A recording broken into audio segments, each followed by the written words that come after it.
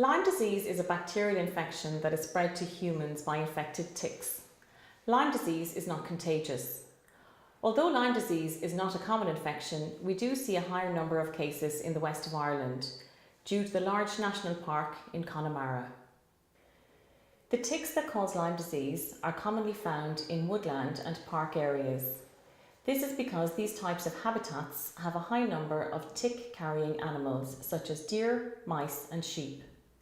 Due to their breeding patterns, the tick population is highest in late spring and early summer. If a tick bites an animal that has the bacteria, they can also become infected with it. The tick can then transfer the bacteria to a human by biting them and feeding on their blood. In general, the longer the tick has been attached to the skin, the greater the risk of passing on the infection.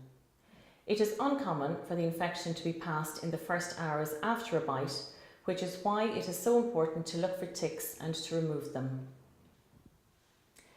The problem is that the ticks are very small and they do not cause pain, so it can be difficult to realise that you have a tick attached to your skin. The most common symptom of early stage Lyme disease is the appearance of a distinctive skin rash that is known as erythema migrans. This is also referred to as a target lesion.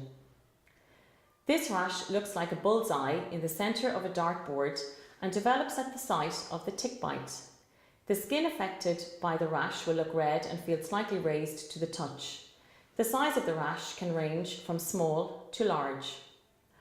Other symptoms of early stage Lyme disease may include the following: fatigue or tiredness, muscle pain, joint pain, headache, fever, chills, and sometimes neck stiffness.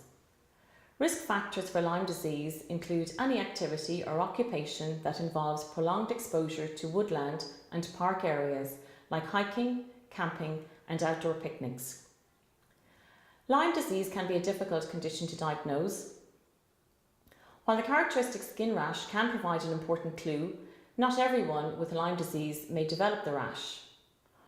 Oral antibiotics are recommended for the treatment of early stage Lyme disease. You can reduce the risk of infection by being aware of ticks and which areas they normally live in, wearing appropriate clothing in tick-infested areas like a long-sleeved shirt and trousers tucked into your socks, using insect repellents, inspecting your skin for ticks, particularly at the end of the day, including your head, neck, hairlines and skin folds, which includes your armpits, groin and waistband. Making sure that your children's head and neck areas, including scalps, are properly checked, checking that ticks are not brought into your home on your clothes, and checking that pets do not bring ticks into your home in their fur.